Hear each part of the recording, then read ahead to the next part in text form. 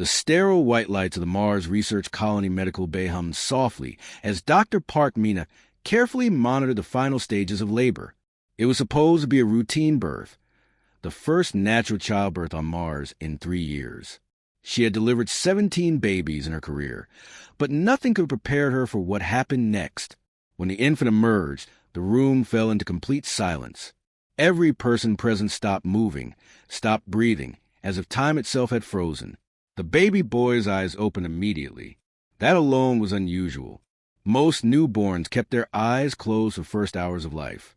But this child looked directly at Dr. Mina with eyes that should not exist on any human face. Instead of the cloudy blue-gray color that all newborns had, his eyes held vertical pupils that glowed with a deep golden light. The irises were not one solid color, but shifted through shades of bronze, amber, and copper. Inside those pupils, patterns swirled and moved like distant galaxies trapped in liquid gold.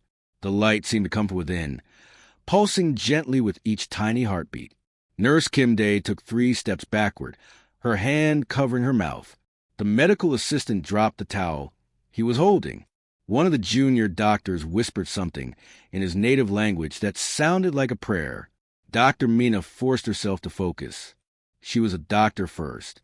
Whatever was happening, this child needed care. Her hand shook slightly as she held the baby, checking his airways and cleaning him with practiced movements. His vitals appeared on the monitor above. Heart rate normal, breathing clear, temperature stable, reflexes perfect. Everything about him was normal except for those impossible eyes. The baby turned his head to follow her movements. His gaze was sharp, focused, aware in a way that no newborn should be. When Mina passed her hand in front of his face to test his vision response, the golden light in his pupils brightened, as if he was not just seeing her hand, but analyzing it, understanding it on some deeper level. "Run a full genetic scan immediately," Mina said, trying to keep her voice steady. "And someone needs to tell the parents that everything is fine with their baby." Kim Dae nodded and hurried toward the waiting room where the father sat. The mother, Han Sora, was still recovering on the medical bed, exhausted from the long labor. She had not yet seen her son's eyes. The medical artificial intelligence system began its analysis. In any normal situation, a genetic scan took several hours to complete, but the AI was programmed to work faster when it detected anomalies, and this child was setting off every alarm in its programming. 47 seconds after the scan began, the AI's voice filled the room with a tone that Mina had never heard before, cold, mechanical, and urgent. "Dr. Park Mina, this infant displays genetic markers that do not match any known human patterns. Neural structure shows configuration never recorded in medical history. Cellular composition contains elements that should not exist in terrestrial DNA. This qualifies as a Class X biological anomaly. Automatic reporting to Earth Command has been activated." Mina felt her stomach drop. Class X protocols were reserved for potential threats to human survival, unknown diseases, hostile alien organisms, biological weapons. The fact that a human baby triggered these protocols was terrifying. "Wait! Stop the transmission," she commanded quickly. "We need to understand what we're dealing with before." "Transmission already sent, Doctor," the AI interrupted. "Data packet uploaded to Earth Command 11 seconds ago. Quantum communication confirms receipt by Galactic Council Central on Nexus Prime. Response is pending." "The Galactic Council?" Mina's voice rose despite her attempts to stay calm. Why would this information go directly to them? Before the AI could respond, the door opened and Lee Jean entered, his face bright with excitement. Behind him, Kim Dae looked worried, clearly having failed to prepare him for what he was about to see. "Where is he? Where's my son?" Jean moved toward the incubation unit, where the baby now rested, wrapped in soft blankets. The moment Jean saw his child's eyes, he froze. His smile faded. He looked at Mina, then back at the baby, then at the monitoring equipment as if searching for an explanation that made sense. "What? Doctor, what's wrong with his eyes?"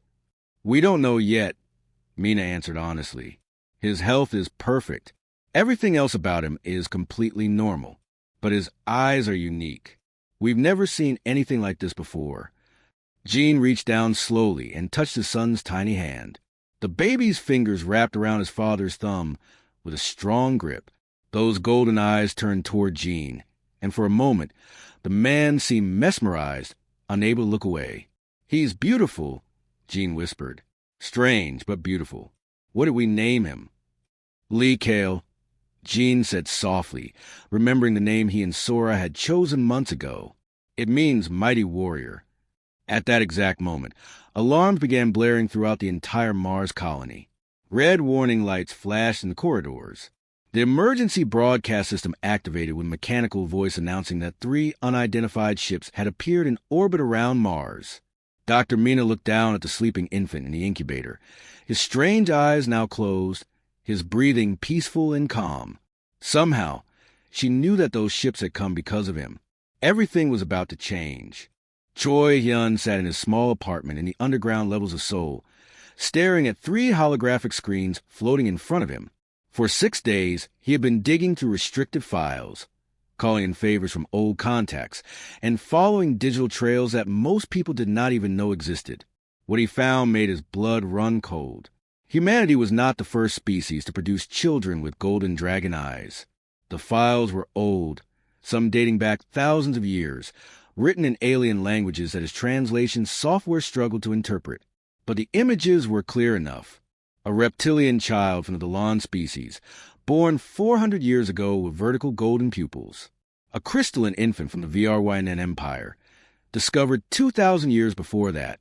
A floating gas being from the Ares Collective whose core glowed with the same impossible light. Every single one of them had been eliminated. The records used careful language, contained, neutralize, remove for galactic security. But Hyun knew what those words really meant. The Galactic Council had been killing children like Lee Kale for millennia. But why? What made these children so dangerous? Hyun dug deeper into the restricted archives and found references to something called the Draken. At first, he thought it was a myth, the kind of legend that every ancient civilization created to explain the unexplainable. But the more he read, the more he realized that every species in the galaxy had stories about them. The Draken were described as beings who existed 50,000 years ago, long before any current civilization had discovered fire. They were said to have eyes that could see truth itself, voices that could command reality, and power that reshaped entire worlds. Some cultures remembered them as gods.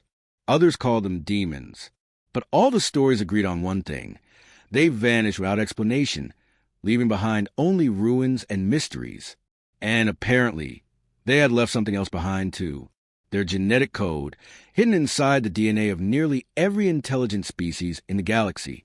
Hyun found a fragment of a scientific report written by a Lumini researcher 300 years ago. The document had been classified and buried, but someone had missed deleting one copy from a backup server. The researcher had been studying ancient Draken artifacts when she made a shocking discovery. Trace markers of Draken DNA existed in her own species. Not much, just small fragments scattered throughout their genetic structure, like echoes of something that used to be whole. She had started testing other species and found the same thing. The markers were everywhere, in every intelligent race, dormant and inactive. The researcher concluded that the Draken had somehow seeded their genetic legacy across the galaxy, perhaps deliberately, perhaps as an accident of their existence. The report ended abruptly. The researcher's name appeared on a memorial list 2 weeks after her last entry. Cause of death, unspecified accident. Hyun leaned back in his chair, his mind racing. The Galactic Council knew about the Draken markers. They had been monitoring every species for signs of activation. And when those markers became active, when a child was born with a full expression of Draken heritage, the Council eliminated them immediately. But why keep it secret? Why not tell people the truth? The answer came from an unlikely source, a leaked recording from a closed council session that had taken place 20 years ago. Hyun had paid a significant amount of money to an information broker to get access to it, but it was worth every credit. The recording showed a circular chamber floating in zero gravity. 12 representatives from the oldest, most powerful species in the galaxy sat around a glowing table. Hyun recognized Ambassador Zh Kara of the VRWN Empire and Ambassador Crix of the Dalan Collective among them. They were discussing what to do about a newly discovered Draken ruin on a dead planet in the Outer Rim. The ruins contained technology that none of them could understand, along with a message carved in symbols that appeared in every known language simultaneously. One of the council members read the translation aloud. "We were the first, but we will not be the last. When you become like us, when you create without wisdom, when you control without compassion, when you rule without humility, our children will awaken to remind you of what you have forgotten." The chamber fell silent for a long moment. Then Ambassador Crick spoke, his voice deep and angry. The Draken were a threat to order and stability. They believed that every species should be free to evolve without limitation, without control. They rejected the very concept of governance. If their genetic legacy activates in our populations, it could destroy everything we have built. Then we maintain the protocols. Zetkara said firmly. Any individual showing full Draken expression must be eliminated before they can spread their influence. We tell the public nothing. Fear of the unknown would cause panic. Better to handle these situations quietly. The other council members nodded in agreement. The vote was unanimous. Hyun stopped the recording and sat in silence, processing what he had just learned. The Galactic Council was not protecting civilization from a threat. They were protecting their own power from a challenge. The Draken represented something they feared more than war, more than disease, more than death itself. They represented change, evolution, and freedom from control. And now a human child had been born with that same legacy. Hyun began typing rapidly, compiling everything he had learned into a comprehensive report. He included the historical records, the genetic research, the leaked recording and analysis that connected all the pieces together. He encrypted the file with the strongest security he had and prepared to send it to every major news network on Earth. His finger hovered over the send button. Once he did this, there would be no going back. The council would know he had breached their classified systems. They might come for him. They might try to silence him like they had silenced the Lumini researcher. But a child's life was at stake. More than that, humanity's right to know the truth was at stake. Hyun pressed send. Within 30 minutes, his report was being broadcast across Earth, Luna, and every human colony in the solar system. Within 2 hours, protests began forming outside government buildings. Within 6 hours, President Nam Jaiwu was calling for an emergency session of a human parliament. And on Mars, in a sealed medical facility where baby Kale was being held under guard, the child opened his golden eyes and smiled, as if he knew that help was finally coming. The attack came at 0300 hours, during Mars colony's sleep cycle. Most of the residents were deep asleep in their quarters, trusting the automated security systems to keep them safe. They had no idea that those same systems had just been compromised. Commander Rail led his 5-person assassination team through the dimly lit corridors with practiced silence. Each member was a specialist from a different species, chosen for their lethal skills. They wore adaptive armor that bent light around them, making them nearly invisible. Their weapons were charged and ready, set to leave no trace of their presence. Rail had eliminated threats to the Galactic Council before. Rebellious politicians, dangerous scientists, entire research facilities that discovered things they should not have. This mission was supposed to be simple. Eliminate one human child and his family, make it look like an accident, and disappear before anyone knew they were there. The council had given him override codes that opened every door in the facility. Security cameras looped old footage, showing empty hallways while his team moved through them. Automated alarms were disabled. Guards stationed throughout the colony received false reports that everything was normal. They reached the sealed habitat, where the Lee family was being held. Rail checked his scanner. 3 life signs inside, all in the sleeping area. Perfect. He placed a small device on the door lock, and it opened with a soft hiss. But inside the habitat, 3-year-old Kale was not asleep. The boy sat up in his bed, his golden eyes glowing softly in the darkness. He tilted his head, as if listening to sounds that no one else could hear. Then he climbed out of bed and walked to his father's room. "Appa," Kale whispered, shaking Lee Jean awake. "Bad people are here. We need to go now." Jin's eyes snapped open. He had been a soldier before becoming an engineer, and his training never left him. The urgency in his son's voice triggered instant alertness. He did not question or hesitate. He rolled out of bed, grabbed the emergency supply kit that every habitat maintained, and moved to wake his wife. "Sora, get up. We're leaving. Now." Sora woke confused, but she saw the fear in her husband's eyes and the strange intensity in her son's glowing gaze. She grabbed her shoes and followed Jean toward the maintenance access panel in their bedroom, a secondary exit that most residents did not know existed. Jean was prying the panel open when the front door exploded inward with a blast of energy that sent smoke and sparks flying through the room. Rail's team poured through the opening, weapons raised. They moved with military precision, spreading out to cover all angles. But the bedroom was already empty. Rail's scanner showed the family moving through the maintenance tunnels behind the walls. "They knew we were coming," one of his team members hissed in surprise. "How?" "It doesn't matter." Rail snapped. "Follow them. No survivors." The team pushed into the narrow maintenance corridor. Jean was ahead, carrying Kale while pulling Sora along. The tunnels were dark and cramped, barely wide enough for a person to move through. They were designed for repair robots, not escape routes, but they were the only chance a family had. Behind them, energy weapon fire lit up the tunnel. Bolts of superheated plasma scorched the walls, missing Jean by centimeters. Sora screamed but kept running. They burst out of maintenance tunnel, into a main corridor. Jean knew they needed to reach the old mining tunnels, kilometers of abandoned passages beneath the colony where they might be able to hide. But the tunnels were 3 levels down, and the assassins were right behind them. At the corridor junction, Jean made a decision. He handed Kale to Sora. "Take him and run. Level down, Section 7. Follow the red markers. Don't stop. Don't look back." "Jean, no." "Go." He pushed her toward the stairwell.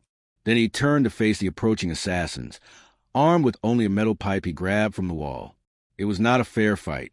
Jean managed to surprise the first assassin, who came through the doorway, striking hard enough to damage the alien's helmet. He fought with desperate fury, using his knowledge of the corridor layout to his advantage.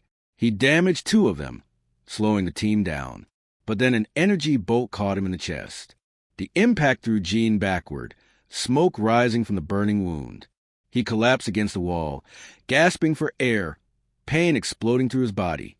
The last thing he saw before losing consciousness was Rail stepping over him, not even bothering to confirm the kill, focused only on pursuing the woman and child. 3 levels down, Sora ran to the abandoned mining tunnels with Kale clutched tight against her chest. Her lungs burned. Her legs screamed in protest. Tears streamed down her face as she thought about Jean, but she could not stop. She had to save their son. The tunnels were dark, lit only by emergency lights that flickered weakly. Water dripped from the ceiling. The air smelled of rust and old machinery. Sora had no idea where she was going, just following the red markers that Jean had mentioned, praying they led somewhere safe. Behind her, she heard footsteps, multiple sets, moving fast. Rail's team had found her trail. Sora turned a corner and saw a light ahead, a larger chamber where old mining equipment sat abandoned. She ran toward it, hoping to find another exit, another way to escape. Instead, she ran straight into a massive figure that blocked her path. Sora screamed and stumbled backward, holding Kale protectively. The figure stepped into the light, and she saw it clearly for the first time. It was an alien warrior, nearly 3 meters tall, with dark-scaled skin and 4 powerful arms. Its species was Korthian, a race known throughout the galaxy for their strength and combat skills. The warrior's eyes glowed red in the darkness, and weapons hung from belts across its chest. "Please," Sora begged, backing away. "Please don't hurt my son." The warrior held up one hand in a gesture of peace. "I am Commander Vex," the alien said in surprisingly clear Korean, her voice deep and calm. "I am not here to harm you. I am here to save you." Energy fire lit up the tunnel behind Sora. Rail's team was seconds away. Vex's 4 arms moved in a blur, drawing weapons from her belts. "Run," she commanded Sora, pointing to a passage on the left. "Tunnel 7. There's a ship waiting. Pilot named Park Sunday. She will take you to safety. Go now." Sora hesitated for only a second. Then she ran, carrying Kale into the darkness. Behind her, Rael's team entered the chamber and found Commander Vex waiting for them. The exiled Korthian warrior smiled, showing rows of sharp teeth. "You want the child?" Vex growled. "You will have to go through me first." Then she attacked, and the tunnels filled with the sound of combat. Roaring, weapons fire, and the screams of assassins learning that some warriors never truly retire. Vex fought with controlled fury, buying precious minutes for a mother and child to escape into the Martian night. Sanctuary 7 was a massive station built from the hulks of 1,000 derelict ships, welded together into a floating city. Here, the Wayfarers, species who rejected council authority, created their own civilization. The station floated in neutral space, far from any government's reach, a place where the outcasts and refugees of the galaxy found safety. Han Sora stood at the observation window with Kale, staring at the chaotic beauty of the station. Ships of every design imaginable docked at hundreds of ports. Markets sprawled across open decks where beings from countless species traded goods that would be illegal anywhere else. Music, voices, and machine sounds mixed into a symphony of freedom. They had been here for 3 weeks now. 3 weeks since fleeing Mars. 3 weeks since Jean was shot protecting them. Sora's heart ached every time she thought about her husband, but at least she knew he was alive. The rescue teams at Choi Hyun Range had reached him in time. He was recovering on Earth, under heavy guard, waiting for the day they could be reunited. Kale pressed his hand against the window, his golden eyes watching everything with intense curiosity. He looked 7 years old now, though only 3 years had passed since his birth.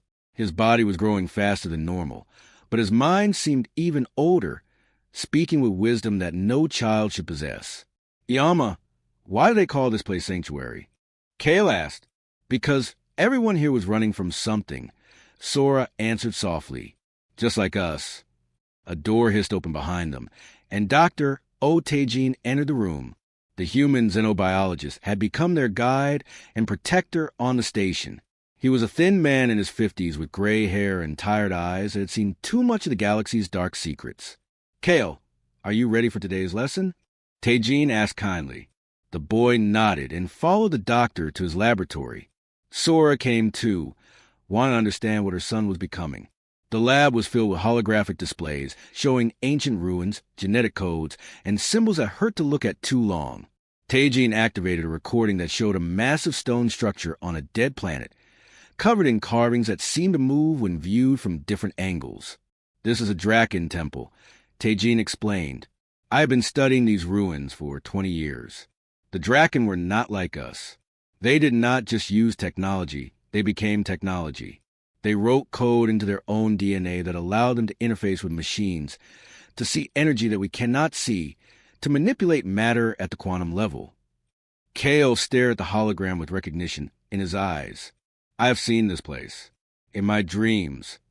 "Not dreams," Taejin said gently. "Memories." The Draken encoded their knowledge into their genetic code. When that code activates in someone like you, you inherit not just their abilities, but fragments of their experiences. You are remembering things that happened 50,000 years ago. He brought up a new display, showing Kale's genetic structure. Parts of it glowed with golden light, forming patterns that did not exist in normal human DNA. "Your eyes can perceive quantum fields," Taejin continued. "That is why they glow. They are literally seeing wavelengths of reality that the rest of us are blind to. Your nervous system can interface with ancient Draken technology. Your cells are adapting, evolving into something between human and what the Draken became." Sora felt fear and wonder mixing in her chest. "Is he still my son? Is he still human?" Taejin smiled gently. "He is still Kale, still your boy, but he is also something more, something the galaxy needs, even if it does not know it yet." While they spoke, the galaxy outside was tearing itself apart. On Nexus Prime, the Galactic Council faced its greatest crisis in 10,000 years. Half the member species supported humanity's defiance, demanding that Kale be left alone and that the ancient anti-Draken treaties be abolished. The other half, led by the VRYNN and the Lan Empires, insisted that allowing Draken heritage to exist would bring chaos and destruction. Debates turned into arguments. Arguments turned into threats. 3 species formally withdrew from the council, declaring they would no longer follow laws they considered unjust. On dozens of worlds, protests erupted. Some supported the council's traditional authority. Others marched in favor of change and freedom. Cities burned. Trade routes collapsed. Ships belonging to different factions fired on each other in disputed space. The galaxy stood on the edge of civil war because of one human child with golden eyes.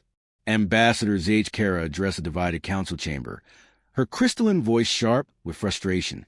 We face the destruction of everything we built. Is one child worth this price? The child represents an idea. Ambassador Lyron of the Lumini responded, her body glowing with agitated light. The idea that we do not have to stay as we are. The idea that evolution and change are not threats, but natural processes. If we kill that idea, what does it say about us? It says we survive, growled Ambassador Crix of the Lawn. The Draken nearly destroyed the galaxy with their arrogance. We will not allow history to repeat. The arguments continued for days. Finally, a compromise was proposed. Bring the child before the full council. Let him speak. Let the representatives see him with their own eyes and decide his fate through proper procedure rather than assassination. The vote passed by a narrow margin. On Earth, President Nam Jaiwu received the council's message. She called an emergency meeting with her military advisors and made a decision that shocked everyone. We will escort Kale to Nexus Prime, she announced. But we will not send him defenseless. The entire Earth Defense Fleet will accompany him. Any species that wishes to support humanity's position is welcome to join us. And let the Council know this clearly. If they attempt to harm this child, they will face consequences. It was a dangerous gamble. Earth's military was small compared to the forces the Council could bring.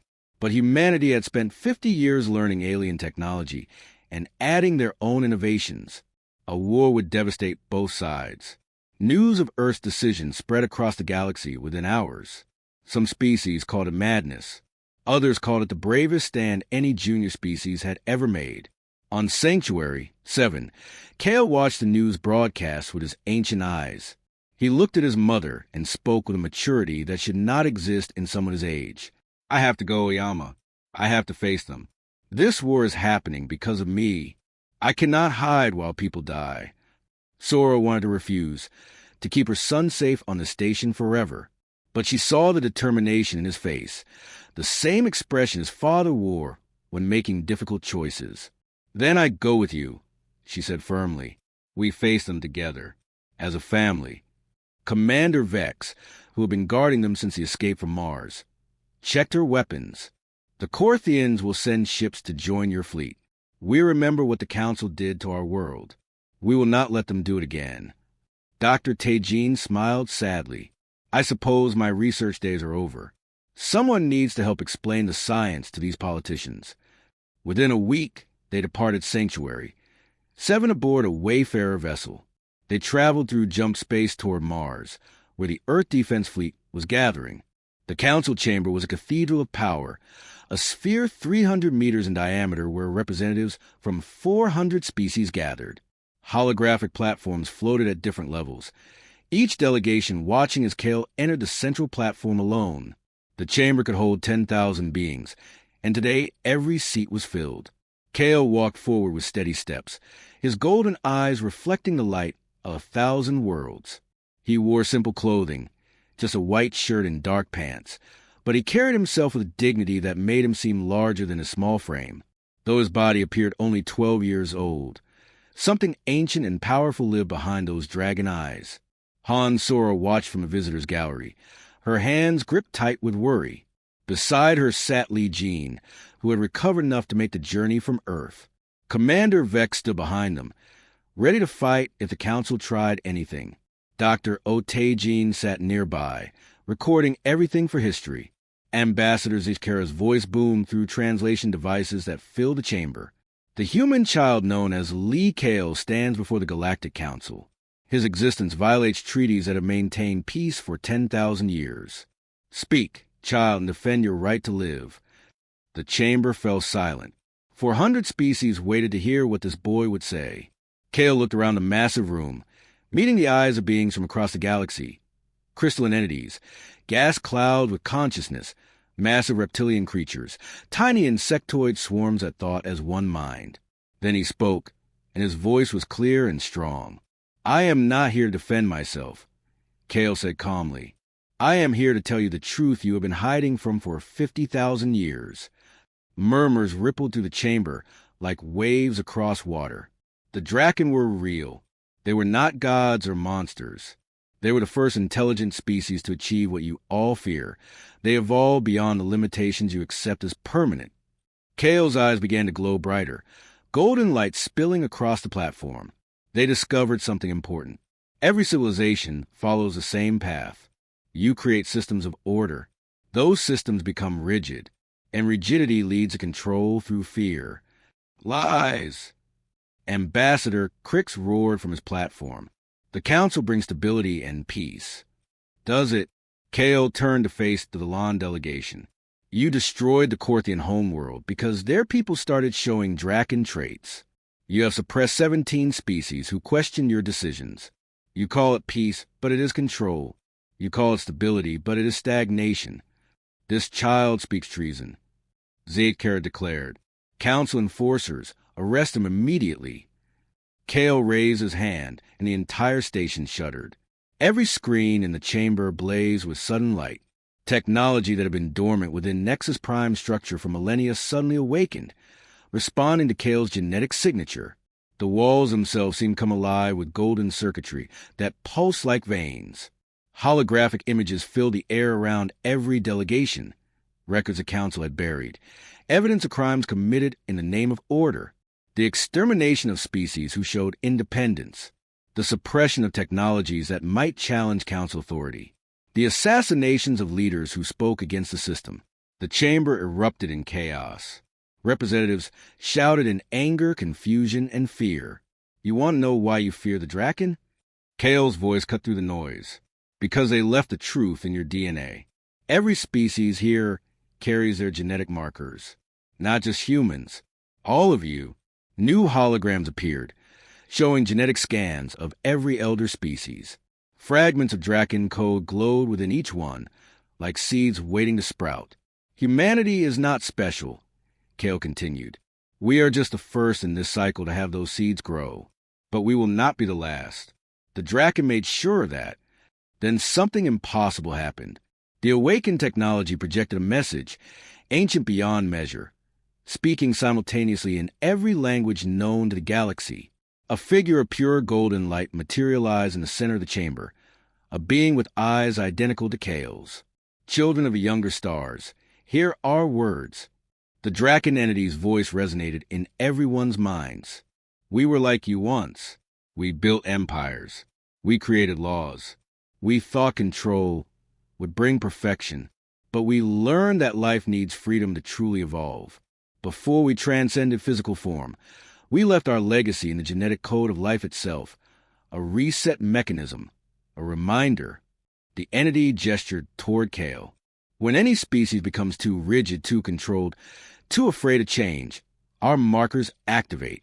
This child is not a threat. He is an invitation. Evolve beyond your fear, or repeat the mistakes we made." The message faded, leaving stunned silence in its wake. For a long moment, no one spoke. Then Ambassador Zaidkara stood and walked out of the chamber without a word. 12 other elder species delegations followed her, refusing to accept what they had witnessed. But the majority remained. Ambassador Lyran rose, her body glowing with soft light. "Perhaps it is time we stopped ruling through fear and started leading with wisdom. I propose we dissolve the Galactic Council as it exists and create something new, a concordance where all species stand as equals." The debate that followed lasted 6 hours. When the vote finally came, the measure passed by 63%. The Galactic Council, which had ruled for 10,000 years, ceased to exist. In its place, the concordance was born, a voluntary alliance based on cooperation rather than control. President Nam Jaiwu represented humanity in the new government as an equal partner. The ancient anti-Draken treaties were abolished. Beings who had hidden their abilities for fear of death could finally live freely. But Kale chose not to stay in politics. I am not a leader, he told his parents that night.